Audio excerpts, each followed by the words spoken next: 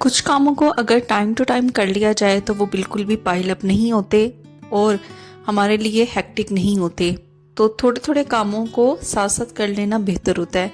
और इसी तरह अगर कुछ कामों को करने के लिए थोड़ा सा दिमाग लगा लिया जाए तो वो काम हमारे लिए बिल्कुल भी हेक्टिक नहीं रहते। वो बिल्कुल ऐसे लगता है जैसे चुटकियों का काम है। तो इसी तरह के कुछ amazing tips and tricks home और किचन से रिलेटेड मैं आज फिर आपके लिए लेके आई हूँ। So welcome back to my channel Mishi daily routine. तो चलिए स्टार्ट करते हैं आज की इस ज़बरदस्त से वीडियो को। हरी मिर्चों का इस्तेमाल तो तकरीबन हम सब लोग सभी खानों में करते हैं, लेकिन कुछ लोग ऐसे होते हैं जिनको हरी मिर्चियाँ काटने से हाथों पे एलर्जी हो जाती है और उसके बाद ऐसी खारिश शुरू होती है और ऐसी रेडनेस हाथों के ऊपर आ जाती है कि पूछिए मत। तो यहाँ पे एक छोटा सा मैं टिप बताऊंगी कि अगर आपको भी हरी मिर्चें काटने से हाथों पे एलर्जी होती है, रेडनेस होती है, तो आपने सिंपली क्या करना है, जो भी कुकिंग ऑयल आप इस्तेमाल करते हैं उस कुकिंग ऑयल के आपने चंद ड्रॉप्स अपने हाथ पे लगा लेनी है। अब पूरे हाथों को आपने इससे रब कर लेना है। इसके बाद चाहे तो आप हरी मिर्चों को चॉपिंग बोर्ड पे काटें या बिल्कुल जिस तरह हम हाथ में पकड़ के हरी मिर्चों को काटते हैं उस तरह से भी काट लें, तो आपके हाथ पे हरी मिर्चें, इसकी जो मिर्च है ना वो नहीं लगेगी, बिल्कुल भी रेडनेस नहीं होगी, जलन नहीं होगी। तो छोटा सा टिप है लेकिन बहुत ही कारआमद है। अगर आपको भी इस तरीके से जलन फील होती है तो हरी मिर्चें काटने से पहले थोड़ा सा बस कुकिंग ऑयल अपने हाथों पे लगा लें और इस मसले से आपकी जान छूट जाएगी। तो उम्मीद करती हूँ कि ये टिप आपके लिए बहुत ज़्यादा फ़ायदेमंद होगा, ख़ास तौर पे उन लोगों के लिए जिनको इस प्रॉब्लम का सामना अक्सर करना पड़ता है। बर्तन धोने के लिए हम इस तरीके का स्पॉन्ज का यूज़ करते हैं और इस तरीके का जो जूना होता है उसका इस्तेमाल करते हैं।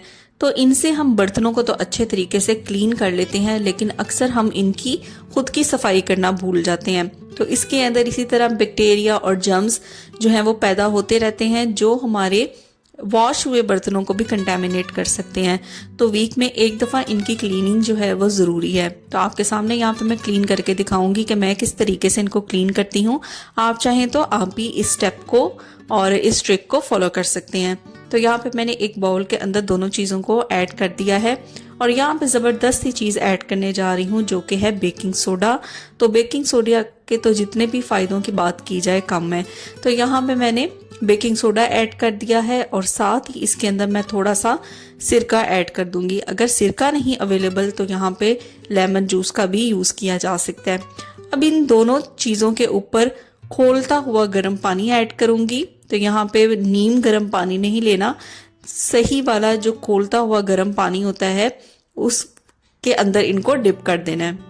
तो यहाँ पे देखिए जो पानी है ना वो इतनी क्वांटिटी के अंदर ऐड करना है कि दोनों चीज़ें जो हैं वो इसके अंदर अच्छे तरीके से डिप हो जाए। अब इन दोनों चीज़ों को डिप करके तकरीबन 10 से 15 मिनट के लिए मैं ऐसे ही छोड़ दूंगी और पानी की कंडीशन मैं 10 से 15 मिनट के बाद आपको दिखाती हूँ कि क्या कंडीशन है। तो ये देखें यहाँ पे 10 से 15 मिनट के लिए मैंने इन दोनों चीज़ों को पानी में छोड़ दिया था। तो पानी की कंडीशन और कलर आपके सामने है कि इनके खुद के अंदर कितना ज़्यादा जो मैल कुचैल है वो जमा हो जाता है। हम इनसे बर्तनों को तो वॉश कर लेते हैं लेकिन इनको साफ़ करना अक्सर भूल जाते हैं। तो ये रही पानी की कंडीशन आपके सामने, कितना ज़्यादा काला पानी है, क्योंकि अक्सर ये जो लोहे का स्क्रब होता है इसके अंदर फंस जाती हैं सारी चिकनाई और डर्ट और फूड पार्टिकल्स जो बाद में निकलते नहीं। और ख़ास करके जो चाय वाले बर्तन होते हैं जब हम उनको अक्सर इससे वॉश करते हैं तो चाय पत्ती भी इसके अंदर रह जाती है। जितना मर्जी हम रेगुलरली इनको क्लीन कर ले लेकिन ये जो है इसके अंदर फंस जाते हैं फूड पार्टिकल्स। तो ये देखें अभी भी कितनी ज़्यादा है इसके अंदर। तो 2 से 3 मरतबा ना मैं इसको अच्छे तरीके से वॉश करूंगी ताकि जितने भी इसके अंदर फूड पार्टिकल्स हैं या अगर कोई भी चिकनाई वगैरह रह गई है तो वो भी अच्छे से रिमूव हो जाए। ख़ास करके ये जो लोहे का स्क्रब होता है जिसको हम जूना भी कहते हैं, इसके अंदर ज़्यादा ये मसला आता है एज़ कम्पेयर टू जो स्पॉन्ज होता है ना उसकी निस्बत।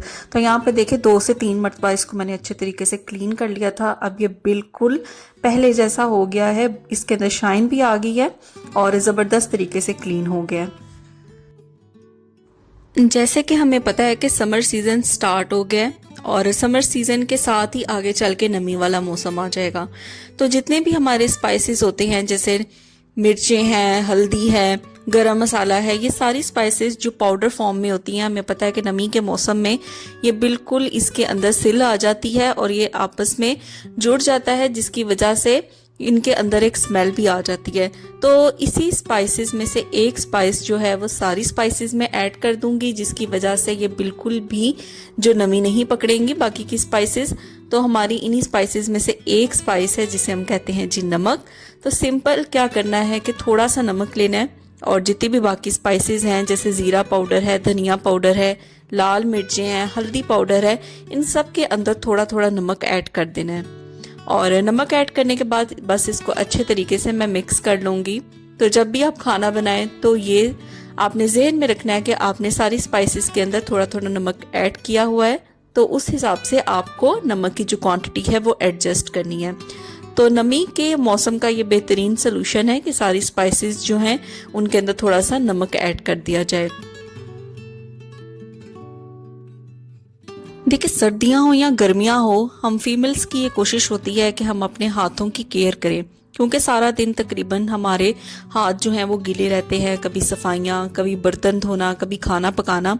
तो हम क्या करते हैं कि इस तरीके से अपने हाथों को मॉइस्चराइज रखें तो ही बेहतर है। लेकिन अक्सर जो लोशंस होते हैं या क्रीम्स होती हैं वो इतनी थिक होती हैं कि उनको अप्लाई करते हुए भी हमें थोड़ी एफर्ट लगानी पड़ती है, और दूसरा ये कि वो बहुत ही ज़्यादा उनके अंदर ग्रीस होती है, जिसकी वजह से पूरा दिन हमारे हाथ चिपचिपे रहते हैं। तो घबराने की बात बिल्कुल भी नहीं, बल्कि क्या करना है कि जब भी आप इस तरीके का लोशन या क्रीम अप्लाई करें जो बहुत ज़्यादा थिक होती है, तो उसको अप्लाई करने से पहले आपने थोड़ा सा पानी यहाँ पे लेना है, चंद बूंदे पानी की लेनी है, और इस क्रीम या लोशन के साथ मिक्स करके फिर आपको इसको हाथों पे अप्लाई करना है। तो आप नोट करेंगे कि बिल्कुल भी आपको अपने जो हाथ हैं वो ग्रीसी नहीं लगेंगे, अच्छे तरीके से क्रीम या लोशन एब्जॉर्ब भी हो जाएगा और सारा दिन हाथ जो हैं वो बिल्कुल चिपचिपे नहीं होंगे, बिल्कुल ग्रीसी नहीं रहेंगे। तो देखिए, पूरा दिन हम अपने घर की, अपने किचन की और अपने घर वालों की केयर में गुजार देते हैं, तो थोड़ी बहुत अपनी केयर भी करनी चाहिए और अपनी केयर से रिलेटेड टिप्स एंड ट्रिक्स को भी ज़रूर आजमाना चाहिए। उम्मीद करती हूँ कि ये टिप आपको बहुत ज़्यादा बेनिफिट देगा। तो चलिए चलते हैं नेक्स्ट टिप की तरफ। देखिए, परफ्यूम्स लगाना तो हम सभी को बहुत ज़्यादा पसंद आता है, और जब भी हम परफ्यूम लगाते हैं हमारी ये कोशिश होती है कि जो भी परफ्यूम हम लगाएं उसकी जो खुशबू है वो देर तक रहे। तो मैं अपनी काफ़ी ज़्यादा वीडियोस में आपसे परफ्यूम की खुशबू को लॉन्ग लास्टिंग बनाने के टिप्स एंड ट्रिक्स शेयर कर चुकी हूँ। तो चलिए आज की वीडियो में एक और टिप मैं आपके साथ शेयर करती हूँ। तो आपने क्या करना है कि परफ्यूम या कोई भी बॉडी स्प्रे अप्लाई करने से पहले आपने 10-15 मिनट के लिए इसको फ्रीज़र में रख देना है या फ्रिज में रख देना है। इससे क्या होगा, एक तो अगर गर्मियों के मौसम में आप परफ्यूम या बॉडी स्प्रे अप्लाई कर रहे हैं तो हमें पता है कि हीट की वजह से ये बहुत ज़्यादा गर्म हो चुके होते हैं। एक तो आपको ठंडा ठंडा एहसास होगा, और दूसरा ये कि इसकी जो फ्रेगनेंस है वो लॉन्ग लास्टिंग हो जाएगी। तो यहाँ 10 से 15 मिनट हो गए थे और अब मैंने परफ्यूम को निकाला है, इसको मैं अप्लाई करूँगी और यकीन करें कि ये वाकई में लॉन्ग लास्टिंग रहता है। मैंने इसको खुद आजमा के देखा है, एक तो ठंडा ठंडा इफेक्ट भी देगा और दूसरा ये कि लॉन्ग लास्टिंग रहेगा। तो अपने फेवरेट परफ्यूम को इस तरीके से किसी भी पार्टी फंक्शन पे जाने से पहले इस तरीके से अप्लाई करें, ये लॉन्ग लास्टिंग इफेक्ट देगा। तो उम्मीद करती हूँ कि ये टिप भी आपके बहुत ज़्यादा काम आएगा। अपनी मंथली ग्रॉसरी के अंदर हम बहुत ज़्यादा दालें, स्पाइसेस, जो पाउडर स्पाइसेस होती हैं या मैक्रोनी या स्पैगेटी के पैकेट्स लेके आते हैं, लेकिन अक्सर औकात ये सारी चीज़ें एक ही साथ इस्तेमाल नहीं होती। तो हम क्या करते हैं कि मुख्तलिफ तरीक़ों से इन पैकेट्स को सेव करके रख देते हैं ताकि इसके अंदर जो भी दालें हैं, जो भी स्पाइसेस हैं, स्पैगेटी है या मैक्रोनी है, वो ख़राब ना हो। तो यहाँ पे मैं एक टिप मैं आपके साथ शेयर करूँगी। वैसे तो अपनी काफ़ी ज़्यादा वीडियोस में मैं आपके साथ ये टिप्स शेयर कर चुकी हूँ, तो आज एक न्यू तरीका बताऊँगी जिससे इन पैकेट्स को हम अच्छे तरीके से सील कर सकते हैं। तो यहाँ पे सिंपली मैं रबर बैंड का इस्तेमाल करूँगी, और रबर बैंड का यूज़ करके जहाँ भी पैकेट का ओपन एंड है उसको हम थोड़ा सा ट्विस्ट करके फोल्ड करेंगे ताकि अच्छी तरीके से वो एयर फ्री हो जाए, उसके अंदर किसी भी किस्म की जो एयर है वो ना आ जाए, और इस तरीके से बाद में रबर बैंड से इसको अच्छे तरीके से सिक्योर कर देंगे। इससे ना तो एयर जो है वो पैकेट के अंदर जाएगी, अगर कोई नमी पकड़ने वाली चीज़ है जैसे जो पाउडर स्पाइसेस होती हैं वो भी सेव रहेंगी, और गिरने से भी जो भी दालें हैं, स्पाइसेस हैं या स्पैगेटी या मैक्रोनी है वो भी नहीं गिरेगी। तो इस तरीके से छोटे से रबर बैंड से हम इस मसले को आसानी से हल कर सकते हैं। तो चलिए हम बात कर लेते हैं कुछ किचन कैबिनेट्स को क्लीन करने के हवाले से। तो जहाँ पे हम अपनी बाकी सारी चीज़ों की क्लीनिंग करते हैं, पूरे किचन की क्लीनिंग करते हैं, वहाँ पे किचन कैबिनेट्स को क्लीन करना भी बहुत ज़्यादा इम्पॉर्टेंट है। तो मेरे किचन में इस तरीके से कैबिनेट्स हैं, वुडन कैबिनेट्स हैं, ऊपर भी और नीचे भी। तो मैं इनको किस तरीके से क्लीन करती हूँ वो आज की वीडियो में मैं आपके साथ शेयर करूँगी। तो यहाँ पे वुडन कैबिनेट्स को क्लीन करने के लिए मैं सिर्फ और सिर्फ सिंपल एक चीज़ का इस्तेमाल करती हूँ। सबसे पहले मैं क्या करती हूँ कि एक शॉवर बॉटल या एक स्प्रे बॉटल ले लेती हूँ, इसको मैं फिल कर लेती हूँ पानी के साथ। अब इसके अंदर मैं सिर्फ एक चीज़ डालती हूँ जो कि रेगुलरली हमारे घर में इस्तेमाल हो रही होती है, और वो है डिश वॉश लिक्विड। तो देखिए, बर्तन धोने के लिए जो भी डिश वॉश लिक्विड मैं यूज़ करती हूँ, सिंपल उसी का मैं इस्तेमाल करूँगी यहाँ पे। और एक चीज़ का ख्याल यहाँ पे ये रखना है कि ये जो डिश वॉश लिक्विड है इसे बहुत ज़्यादा क्वांटिटी में ऐड नहीं करना, जस्ट 1 या 2 बूंदें ही इसके अंदर ऐड करनी है। तो यहाँ पे डिश वॉश लिक्विड मैंने ऐड कर दिया है। अब मैं इसको अच्छे तरीके से शेक कर लूँगी। तो ये समझ लें कि मेरा जो कैबिनेट क्लीनर है वो बन के तैयार हो गया। यहाँ पे मैं किसी भी किस्म के बेकिंग सोडा का, विनेगर का, लेमन का इस्तेमाल नहीं करती, क्योंकि वुडन चीज़ है और वुडन चीज़ के ऊपर बेकिंग सोडा बाद में निशान छोड़ जाता है पाउडर फॉर्म में। अब जो शेल्फ्स क्लीन करने के लिए मैं कपड़ा लेती हूँ, सिंपल उसी का मैं इस्तेमाल करूँगी। और स्प्रे बॉटल से कैबिनेट्स के ऊपर हल्का हल्का स्प्रे करना है, बहुत ज़्यादा एक्स्ट्रा क्वांटिटी में स्प्रे नहीं करना, क्योंकि वुड है तो हमें इस चीज़ का ख्याल रखना है। तो यहाँ पे मैं स्प्रे करती जाऊँगी, और जो क्लीन करने के लिए मैंने यहाँ पे स्पॉन्ज रखा है या टॉवल रखा है, उससे मैं अच्छे तरीके से इनको वाइप आउट करती जाऊँगी। तो जैसे जैसे मैं क्लीन करूँगी, जो भी डस्ट है या मिट्टी है वो इससे उतरती जाएगी और अच्छी खासी एक शाइन आ जाएगी। इसके जो हैंडल्स हैं उनको भी मैं इसी से क्लीन करूँगी। अब जो कैबिनेट्स के नीचे वाली स्पेस होती है, तो वहाँ पे मैं किस तरीके से क्लीन करती हूँ कि इसी कपड़े के ऊपर मैं अच्छे तरीके से स्प्रे कर देती हूँ, और ओवन के ऊपर जो भी चीज़ें हैं उनको भी साइड पे हटा के तो नीचे से भी अच्छे तरीके से क्लीन कर लेती हूँ। तो देखिए, कुछ चीज़ों को क्लीन करने के लिए हमें मार्केट से एक्स्ट्रा और महंगे महंगे क्लीनर्स लाने की ज़रूरत नहीं होती। कुछ चीज़ें ऐसी होती हैं जो सिंपल डिश वॉश लिक्विड से भी आप क्लीन कर सकते हो, और घर में मौजूद बेकिंग सोडा या विनेगर से भी क्लीन कर सकते हो। तो स्पेसिफिकली उसके लिए मार्केट जाके एक्स्ट्रा क्लीनर लाने की ज़रूरत नहीं, जो महंगे महंगे मिलते हैं घर में ही आप इनको बना के तो आप इन चीज़ों को क्लीन कर सकते हो। तो इसी तरीके से जो बाकी के भी किचन कैबिनेट्स थे इस वाली साइड पे और नीचे के, वो भी मैं इसी सोल्यूशन से क्लीन करूँगी।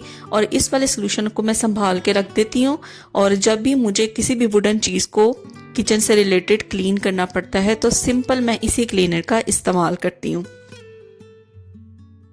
तो किचन कैबिनेट को क्लीन करते ही पूरे किचन में ऐसे लगता है कि जैसे एक जान सी आ जाती है। तो इस तरह वक्तन फ़वक्तन हम अपनी चीज़ों को क्लीन करते रहें तो बिल्कुल भी जो काम है वो पाइल अप नहीं होते और हमें हेक्टिक नहीं लगते। तो चलिए यहाँ पे वीडियो को एंड करते हैं। ये थी मेरी आज की वीडियो। उम्मीद करती हूँ कि आपको वीडियो पसंद आई होगी। वीडियो पसंद आई है तो इसको लाइक करें, शेयर करें, कमेंट करें। चैनल पे नए हैं तो चैनल को सब्सक्राइब करके ज़रूर जाया करें, और उन लोगों के साथ ज़रूर शेयर किया करें जिनको इन टिप्स एंड ट्रिक्स की ज़रूरत है। फिर मिलूंगी आपसे नेक्स्ट वीडियो में। अपना बहुत सा ख्याल रखें। नए टिप्स एंड ट्रिक्स के साथ फिर हाजिर होंगी। Till then take care, bye bye.